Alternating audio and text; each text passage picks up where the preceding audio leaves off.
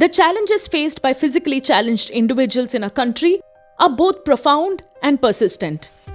While our nation has made strides in numerous areas, those with disabilities continue to grapple with a lack of support both from the government and society at large. Baldev Gulati, a professor in Delhi, is 100% visually impaired. Despite this, he pursued his education and achieved academic success. However, he recounts the many obstacles he had to overcome through his journey as an academician and a disability rights activist. I was very fortunate that my parents sent me to an inclusive school. मैं कभी भी किसी special school में नहीं गया और inclusive school में पढ़ने की बहुत एडवांटेजेस हुई मेरे को। सेल्फ कॉन्फिडेंस कभी भी लो नहीं हुआ और एक्सेप्टेबिलिटी को लेके जो ज़्यादातर विजुअली इम्पेयर्ड व्यक्तियों को जो स्पेशल स्कूल्स के बैकग्राउंड के होते हैं उसमें से काफ़ी लोगों को, अगर ज़्यादातर नहीं कहें, अ साइजेबल नंबर को चैलेंजेस आते हैं when they interact with the able bodied world. तो मेरे लिए डिसेबिलिटी या किसी का एबल बॉडीड होना कोई बहुत मायने नहीं रखा कभी भी। मोबिलिटी को लेके काफ़ी चैलेंजेस थे। जब स्कूल कॉलेज में था तो एक्सेसिबल ट्रांसपोर्ट नहीं था, तो वो एक बहुत बड़ा चैलेंज होता था। रीडिंग राइटिंग वर्क में बहुत चैलेंजेस थे बिकॉज ब्रेल में बुक्स अवेलेबल नहीं हुआ करती थी। यूनिवर्सिटी में तो there was hardly any book available in braille, जबकि मैं दिल्ली यूनिवर्सिटी में पढ़ता था which is considered as one of the premium university in India। उसके बावजूद भी दिल्ली यूनिवर्सिटी में आपके पास reference books, main text books available braille में नहीं हुआ करती थी। तो वो एक स्ट्रगल था। राइटिंग वर्क के लिए डिपेंडेंसी थी, रीडिंग वर्क के लिए डिपेंडेंसी थी। एक्सेसिबल ट्रांसपोर्टेशन ना होने की वजह से मोबिलिटी को लेके चैलेंजेस हुआ करते थे।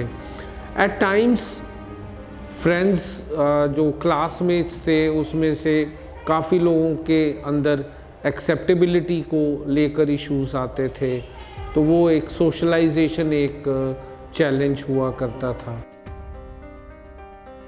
Gulati reflects on the pressing need for transformative change to improve the lives of disabled individuals in India. Drawing a stark comparison, he highlights how far the Indian scenario lags behind the Western world in terms of accessibility, inclusion and support systems. अगर हम लोग compare करते हैं Indian scenario को with the western world, तो एक तो बहुत बड़ा फ़र्क है एंटाइटलमेंट्स का। वहाँ एंटाइटलमेंट्स अधिकार हैं, यहाँ आज भी entitlements to some extent charity है। फॉर एग्ज़ाम्पल, आप विजुअली इम्पेयर्ड को सोशल सिक्योरिटी के परव्यू में 500 रुपये से 3000 रुपये तक की मंथली पेंशन देते हैं। अब आप दिल्ली में रहते हैं और आपको 2-2.5 हज़ार रुपये की पेंशन मिलती है, आप कैसे सस्टेन कर सकते हैं? Mean it's next to impossible. दूसरा, वहाँ कॉरपोरेट्स के लिए बाइंडिंग है, it's mandatory for the corporates to hire persons with disabilities, जो यहाँ अभी तक नहीं आ पाया है। और जिस स्पीड से स्टेट अपने आप को विड्रॉ कर रहा है डिफरेंट एरियाज से, मेरे को लगता है कि उस लेवल पे हमको कॉरपोरेट्स में सेंसिटिविटी एनहांस करने की ज़रूरत है। एक सेंसिटाइज कॉरपोरेट होना चाहिए जो डिसेबल व्यक्तियों को अपॉर्चुनिटीज़ दे। एक मेरे को फ़र्क और लगता है कि ओवरसीज़ में एंटरप्रेन्योरशिप की अमंग्स द डिसेबल्ड पीपल बहुत बेहतर अपॉर्चुनिटीज़ हैं। यहाँ एंटरप्रेन्योरशिप को लेके बहुत चैलेंजेस हैं, पर्टिकुलरली आप अगर कोई एंटरप्राइज सेटअप कर रहे हैं पर आप फंड जो रेज़ करना है, जो बैंकिंग इंस्टीट्यूशंस हैं या नॉन बैंकिंग फाइनेंशियल इंस्टीट्यूशंस हैं, वहाँ से फंड्स रेज़ करना है, तो भी हम लोग के अगेंस्ट बायसेस आ जाते हैं, हमारे पोटेंशियल्स को अंडरमाइन किया जाता है और लॉजिकली नहीं सोचा जाता है कि क्या मैं कंट्रीब्यूट कर पाऊँगा। तो उस वजह से we do not see many entrepreneurs from the disability sector. In India, regulations made to support people with disabilities often exist only on paper. The implementation of the Rights of Persons with Disabilities Act 2016 has been far from satisfactory. Recently, the Supreme Court voiced its disappointment over the dismal enforcement of the Act, pointing out that many states are yet to frame the necessary rules. To understand the ground reality better, we spoke with Khushi Bharti, a young girl who is speech and hearing impaired. खुशी का कहना है कि जो 10th किया, जो 12th किया, काफ़ी मतलब उसको परेशानियाँ बस यही आई कि जैसे जाने का आने के सफ़र में हम तो समझते थे बिकॉज़ हमारी बेटी है खुशी, ऐसे चाहे सुनती बोलती नहीं है, बट जैसे सफ़र में बस में जाना है, बस में कोई भी इनके पास कोई आईडी ऐसी नहीं होती थी कि जो हम वहाँ टिकट लेना है, किसी भीड़ है तो उनको समझाना टिकट ला दो, समझते नहीं थे लोग, या फिर आगे से चढ़ना है तो बस वाला बस नहीं रोकता था तो हमें फिर बस छूट जाती थी, कह रहे लेकिन वो मैनेज हो गया। फिर यहाँ से ये इन्होंने ISLRTC टीचर ट्रेनिंग का सफ़र किया, ये पास में था, काफ़ी समझदार हो गई, बोल रही हैं कि फिर यहाँ पर वो जो केजरीवाल जी ने बस टिकट फ्री कर दिया था तो उसमें कुछ ऐसा इशू नहीं आता था। Khushi Bharti's challenges extend beyond her disability to the vulnerabilities it creates in everyday life. On 2 separate occasions, Khushi's mobile phone was stolen while she was traveling on a bus, leaving her unable to communicate or seek help.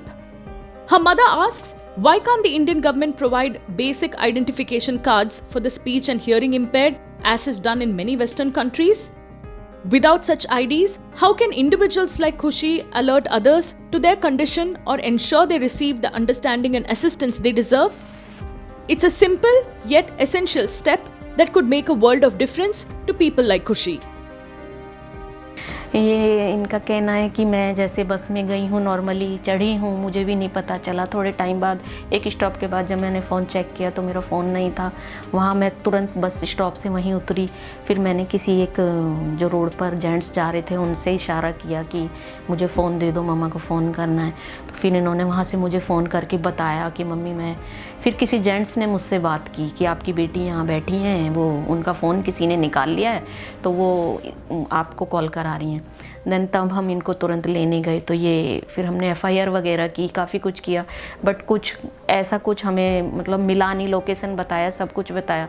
फिर ये बहुत रोई क्योंकि वो first time था, हमने सोचा video call के थ्रू ये बच्चे बात करते हैं तो इन्हें अच्छा फ़ोन देना ज़रूरी है, और वो फ़ोन महंगा था, इसको बहुत दुख हुआ उस टाइम कि भाई मैंने इतना महंगा फ़ोन जो है चोरी कर दिया, क्योंकि ये बच्चे बहुत शाही नेचर के होते हैं सर, ये किसी का कभी भी बुरा नहीं चाहते, किसी का कभी भी ये नहीं सोचते, हेल्पफुल होते हैं, ना इन्हें ये पता होता कि इसमें हमारा फ़ायदा है या नुकसान है, बस हर एक के लिए हेल्प करना चाहते हैं।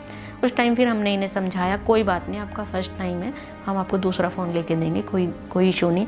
फिर सर इनका दूसरा फ़ोन भी एक बार और चोरी हुआ, फिर ये समझ गई कि बाहर निकलना इतना आसान नहीं है भीड़ में, लेकिन उसके लिए हमें कुछ चीज़ें यही लगी सर कि SHI बच्चों के लिए कोई ID मेंशन है ही नहीं कि जो कि ये सेफली जा सकें कहीं भी, जो कि होनी चाहिए इनके लिए कोई ऐसी ID कि हमको सिर्फ पता है हमारा बच्चा सुनता बोलता नहीं है, बट रोड पे चल रहा है, पीछे वाला हॉर्न बजाए जा रहा है, उसको नहीं पता कि ये बच्चा सुनता ही नहीं है, उसके हॉर्न का कोई फ़ायदा नहीं है।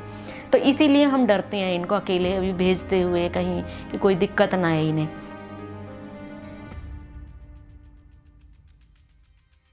We also met Jahangir from Jharkhand, who came to Delhi in search of work and a better life.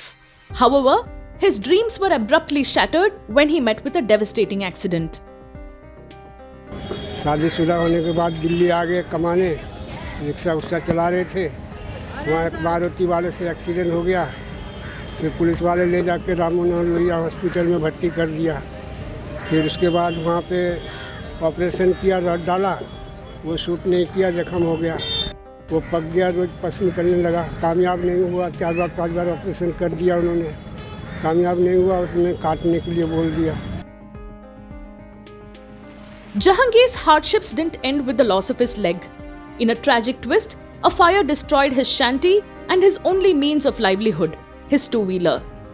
Despite making numerous trips to meet the local MLA, Jahangir states that he has found no reprieve.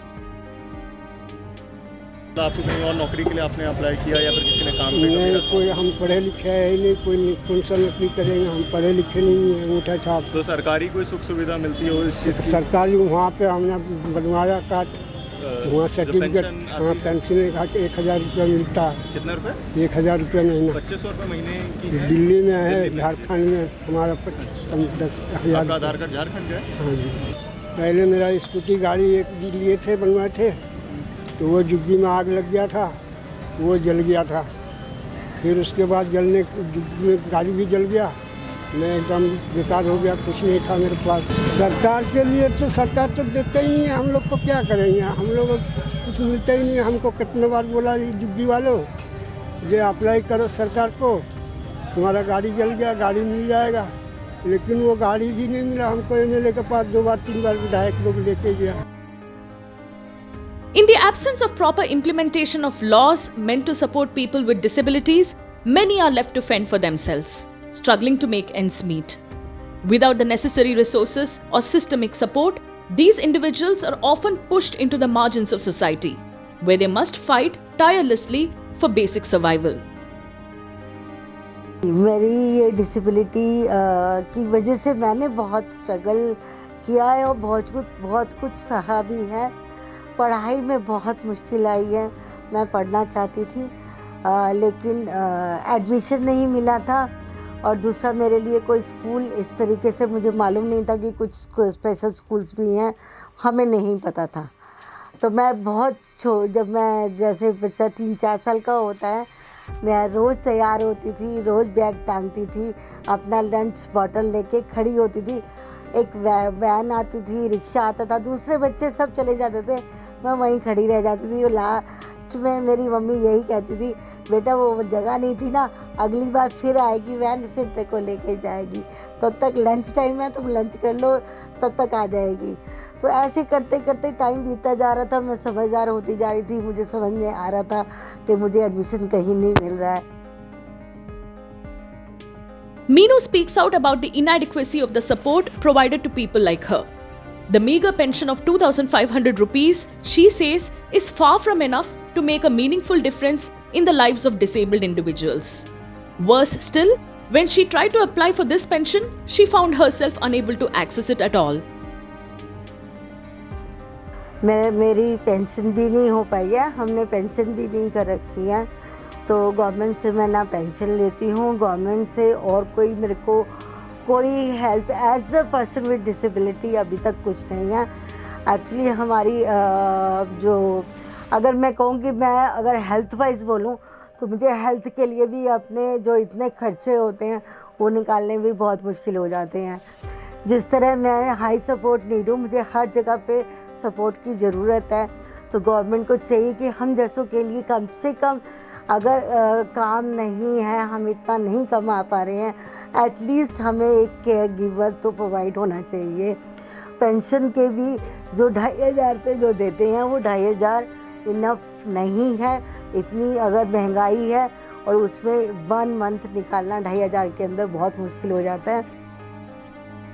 We also met Rajkumari, who brought honor to our country by winning a bronze medal at the Asian Para Games.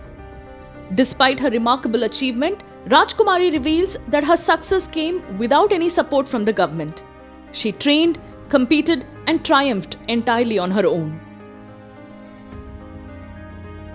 मैंने 2015 में try किया state level पे, तो state में मैंने javelin, shot put, discuss ये तीनों किए थे, तो मेरा उनमें गोल्ड आया था।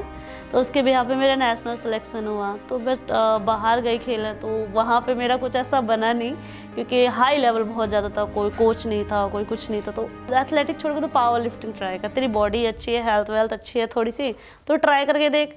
मैंने कहा चलो ठीक है, एथलेटिक छोड़ के पावर लिफ्टिंग करते। तो पावर लिफ्टिंग मैंने खेला स्टार्ट किया। सबसे पहले किया तो एक कोच मिला मुझे, जोगिंदर सिंह सलूजा। फिर वो मुझे नागपुर लेके गए। तो नागपुर में जब मैंने अपना खेला तो जो वो कोच थे तो उन्होंने मुझे कुछ नहीं बताया कि पावर लिफ्टिंग का क्या होता है, ए बी कैसे बॉडी वेट देना है, कैसे क्या करना है। तो वो जाके सो गए, मैंने अपना दिया। तो वहाँ पे क्या मेरी तीनों लिफ्ट फेल हो गई, वॉश आउट हो गई मैं। फिर मिले मुझे दूसरे कोच, वो उनका नाम भी जोगिंदर सिंह था। देन तो उन्होंने मुझे फिर पूछ किया, उन्होंने सबसे पहले उनके पास उन्होंने मेरे बारे में जाना। कहते एक कोच होता है जब सबसे पहले एक प्लेयर को देखता है, जानता है कि उसके अंदर क्या है, किस चीज़ से वो डर रहा है। तो स्टेट उन्होंने खिलवाया, स्टेट में मेरा गोल्ड आया। फिर दिल्ली में हुए थे 16-17 के आसपास नेशनल हुए थे। देन उसमें मेरा ब्राउन्ज आया। देन मेरा फिर एक्सीडेंट हो गया। तो एक्सीडेंट में मेरा हाथ डैमेज हो गया था, हाथ टूट गया था, फ्रैक्चर हो गया था। अब डॉक्टर ने बोला कि आप नहीं खेल सकते। कोच ने मुझे बुलाया कि बेटा क्या तुम क्या कर रहे हो। मैंने कहा भैया मेरे को अब करना नहीं है कि घर में ऐसी जिम्मेदारी हैं और मैं अपना खर्चा कैसे निकाल पाऊँगी। और प्रैक्टिस के लिए मुझे 1 किलोमीटर जाना पड़ता था स्कूटी से, तो उसका खर्चा भी मुझे बहुत प्रॉब्लम से निकलता था। तो भैया ने कहा तुम टेंशन मत करो, मैं हूँ तो आप स्टार्ट करो थोड़ा सा। फिर मैंने करा स्टार्ट। फिर धीरे धीरे करके मैंने स्टेट में, क्योंकि लड़की कोई दिल्ली में और कोई लड़की है नहीं पावर लिफ्ट में, तो दिल्ली में मैंने अपना स्टेट लेवल पे किया। तो स्टेट में मेरा गोल्ड आया। कोलकाता में था तो वहाँ पे मैं खेलने गई। तो मन तो नहीं था लेकिन मैं खेलने के तो खेला, मेरा ब्राउन्ज आया उसमें। क्योंकि बहुत प्रॉब्लम के साथ भी मैंने अपना फिर कोई वर्कआउट नहीं था, कोई एक्सरसाइज नहीं थी, फिर भी अपना बेस्ट किया। वहाँ से आने के बाद फिर मेरी जो जर्नी थी वो बढ़ती चली गई। मैंने एशियन में अपना खेला और जिससे मेरा ब्राउन मेडल आया था। Rajkumari shares her frustration, explaining that despite her achievement, she faced rejection at every turn. When she sought sponsorships to continue her training, she found no support. Even after winning the international medal, she tried to secure a job only to have doors repeatedly shut in her face. मैं Asian medallist हूँ और दिल्ली में अभी तक Delhi government ने मुझे कोई भी सपोर्ट नहीं किया। जितना भी अभी तक मैं इस लेवल तक आई हूँ अपने दम पे आई हूँ। मुझे ना तो कोई स्पॉन्सर, कई जगह मैंने स्पॉन्सर के लिए तैयार बोला भी तो कोई रिस्पॉन्स नहीं देते हैं दिल्ली वाले। पता नहीं क्या है प्रॉब्लम, मुझे नहीं पता कि आई डोंट नो। पर दिल्ली में जितने भी प्लेयर हैं सभी इसी चीज़ को लेके दुखी है कि कोई सपोर्ट नहीं है, कुछ नहीं है। अभी भी मैं चाहती हूँ कि मुझे एक जॉब मिले, कोई सपोर्ट नहीं कि जॉब का भी मैंने बोलते तो यही मुंह पे जवाब आता है कि दिल्ली में कोई जॉब नहीं है। एक मेडलिस्ट को अगर ये बोला जाए कि जॉब नहीं दे सकते तो उसका फ़ायदा क्या है खेलने का, फिर तो उसके लिए बेकार है। For many people with disabilities, the struggle begins even before they take their first step into the world. It's the lack of access to education and the feeling of exclusion in a society that is not designed to accommodate them. This isolation only deepens as the days pass, with every task, every interaction becoming an uphill battle. The absence of government support and the failure to implement existing laws, let alone create new ones that could improve their lives, leave them feeling invisible. They often express a sense of not belonging to society as though they are separated from able-bodied individuals trapped in a world that hasn't made space for them.